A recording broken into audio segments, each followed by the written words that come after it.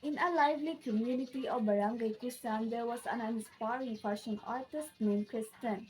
He is a student and now incoming first year college. His designs are inspired by his ideas and effort to pull it off. Now let's delve deeper into the pieces of his dedication in fashion.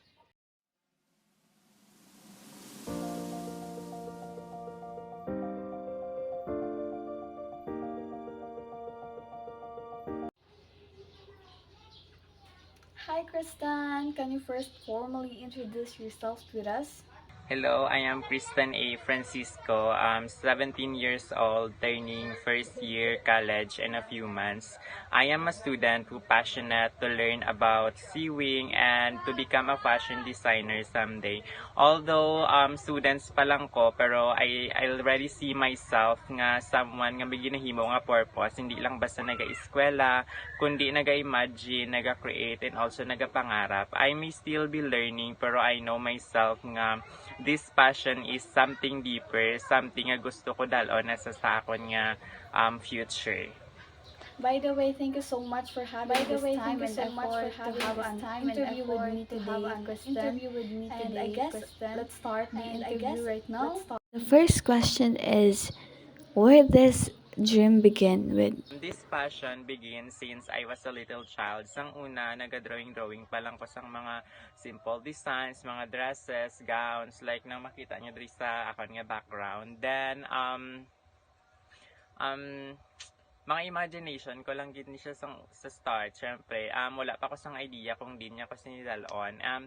But everything changed sang nagtungtong na ko sang grade 11. Kaya mo tong first time nga nag-create na ko sang actual costume para sa United Nations sa school nga event. Then, ginsuot sang akon nga classmate. And hopefully, naging Mr. and Miss United Nations sila.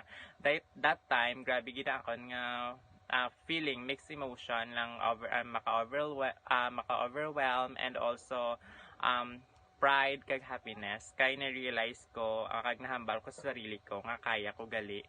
Then dito ko nakita nga para gid ko there is a fashion, although may ara gid moments nga nag-doubt ko sa akon sarili, especially kung i-compare ko na akon nga design sa iban kay since naga-start pa lang man ko. Then pero isip ko lang or ginatatak ko lang sa akon nga sarili nga part na siya sang process. The only person nga start na isang process para mag-improve pa sang sarili. Then the only person nga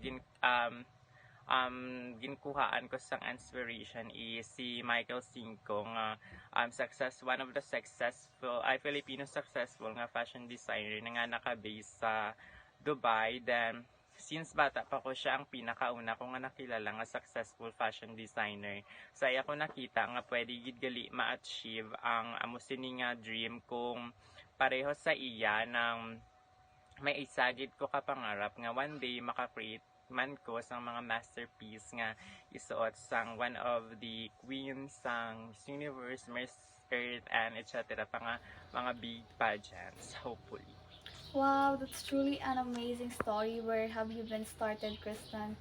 So, my next question to you is that what is your secret resource? What is your secret or resource? To be honest, ang akon nga one resources is ang recycled materials. Kay since hindi ko pa man afford, kay ka-start pa lang man gani, hindi ko pa afford ng mga expensive nga mga tela, mga beads. So gina-create ko lang na siya by recycle. Dira ang naghalinan or nag-start ang tanan kasali tong first kong gin-create tong sa United Nation o tanan nga gin-use ko dito is mga recycled materials lang. Sa recycled materials, dito ko natunan kung paano maging resourceful kag creative. Kay hindi importante kung gaano kamahal o kung barato ang isa ka materials. Ang importante is kung paano mo siya gamiton kag i-transform into something expensive kag beautiful. May ara gid ko gin create before nga gingamit sa mutya ng Sintrala. That's one naman ang pinaka memorable para sa akon kay ginimo to siya made of coconut husk and leaves. Simple gid siya nga materials pero ginbutangan ko sang effort, imagination kag passion kag sa akon nga um, kalipay ang amo to nga costume nga gin-create ko is naging best and kakahut couture that moment gin-prove ko nga it proved me nga bisan ano ka simple nga materials basta may creativity kag determination mahimo mo gid siya nga ng something high end passion. Wow, that's a good start of your fashion career path, Kristen.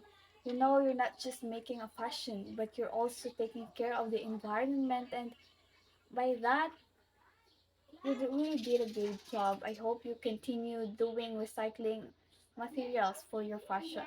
So, how does it feel to dress your peers? The feeling sang makita ko ang akon classmate nga nagasuot sang akon mga creation nang makafeel ko sang mixed emotion, the happiness, pride, and also ang gratitude. Happy ko kay ginasaligan nila ko, wala sila naga hesitate nga i-entrust sa akon ang ilang mga looks sa ibabaw sang stage, especially kung may mga pageant. Kabalo ko nga may mga pressure gid ko nga may experience pero ang ilang nga pagsalig amo man ang ginhimo ko nga motivation para i-improve pa ang akon sarili. Ginhambalan ko gid sila nga I will make you beautiful at the top of the stage. Amo gid ang goal ko, hindi lang ko mag-create sang costume kundi ipa-feel ko sa ila ang confident nga um, mag-shine sila sa ibabaw sang stage and someday kung i-bless gid ko ni God nga maging fashion designer gusto ko balikan or kaghimuan sila sa mga wedding gowns or mga need nila nga gown amo nang isa ka pinaka meaningful nga dream ang mahatag ko balik sa mga people nga nagsalig kag nag motivate sa akon para maabot ko maabot ko ang akong pangamangan. Oh, I can feel you about that, Kristen, because even me, myself, I'm helping my classmates before doing outfits for our classmates, and every time we see them, we really feel proud of ourselves and those who really did their best to pull it off. It's to make it pasabog. It's truly an amazing story, and just continue what you're doing because I know marami ka pang mararating. And now, what is the hardest part of doing outfit or costume? What is the hardest part? Siguro ang pinaka hardest part ko nga na experience is ang lack of materials kag ang pagbalance ng academic kag passion. May mga times nga nagakulang ko sang materials kag dira ko ma-feel ang pressure especially kung lapit ng event or ang pageant. May isa ka gid ka time nga ako na lang isabilin sa room kay ginhimuan ko pa costume nga wala ko natapos kay competition na siya buwas. Yes, kapoy gid siya physically and emotionally kay as a student would like i-balance ang tanan. May times nga naghibi na lang ko tungod sa stress sa schools kag kung paano ko tapuson ang costume. I-question ko na akon nga sarili para ba ko diri kung padayunon ko pa ni or mag-focus na lang ba ko sa akon nga academics kay maka-pressure man ako mga classmates sa amon nga section pero bisan na mo sinami aragid something nga naghambal sa akon nga padayon lang daw ko calling gid siya pero para sa akon kag kada makita ko man ang akon mga creations nga ara na sa stage gina rampa na sa mga classmates ko daw maka-feel man ko sa teary eyes then ma-realize ko nga bisan baano ka budlay nga naagyan sila nga costume na kaya ko man gali. You know, there's no dreams without challenges naman. So, even me myself, I've encountered many challenges before, and with the team doing outfits, it's really hard. It's especially if I'm pressured. But who knows, those challenges might shape your lives someday or change our lives sooner, di ba? And since we've tackled about your past and present, let's go with the future. So, what is the one masterpiece would you create, and where do you see yourself in 5 years?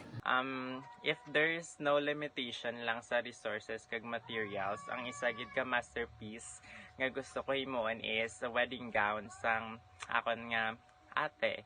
Halin sang una gin tatakos ang nag-start pa lang ko or wala ko pa gani nahimo ning mga um ara di sa likod ko. Then nagtatako na sa mind ko nga kung maging successful man ko sa will ni God nga maging fashion designer, himuon ko ginang gown nga para kay ate. Kay para sa ako na mo ng pinaka meaningful nga creation nga mahimo ko. Hindi lang siya about sa fashion, kundi about sa love and fulfillment ko sang akon nga dream. Kung matabo na, masiling ko gid sa akon nga sarili siguro nga natuman ko na gid tanan. Nahimo ko ng purpose ko as a fashion designer. Pero hindi na siyang stops ng like isa lang siya ka goal ko nga matapos. And in 5 years siguro I see myself as someone nga naga-create pagid sang damo nga designs, nga naga-improve kag hopefully mayara na ko sang enough resources para i-support ang akon nga passion. Then hopefully in sa 5 years nga na mayara na ko may mahimo nga creations nga irampa sa bigger stage. And kay gusto ko pa mag-grow kag magpadayon bisan ano pa ang challenges, i-conquer ko lang sa Japan. Wow, that's a good dream, Kristan. I hope you can really create a masterpiece for your ate, and I hope you really achieve your dreams someday, di ba? Because who wouldn't love to be dressed by your own siblings in a wedding?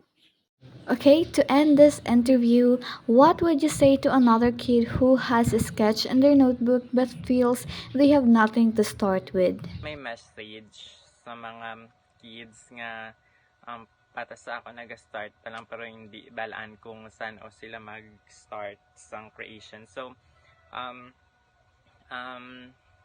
pareho sa akon nga may dreams pero naga-feel nga daw wala sila sang enough nga resources. Ang mahambal or ang ma-advise ko lang is starts now because life is short. Kung hindi mo siya pag-start subong, then san o pa. Pareho sa akon, halin lang ko sa simple nga mga drawings kag nag-use lang ko sa mga recycled materials as one of my resources para maka-create ko sang for me best nga creation.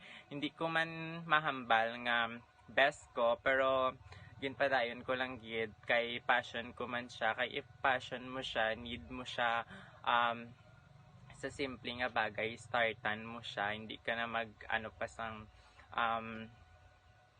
sang maka-pressure sa imo nga sarili. Always remember lang ang tanan nga bigger things nga naghalin na sa gamay, tanan nga mga naging successful nakaagi man sang pressure.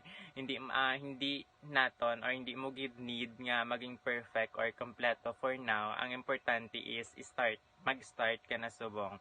Kay someday dira mo ma-realize nga ang gin-startan mo nga gamay amo na gali ang magdala sa imo padulong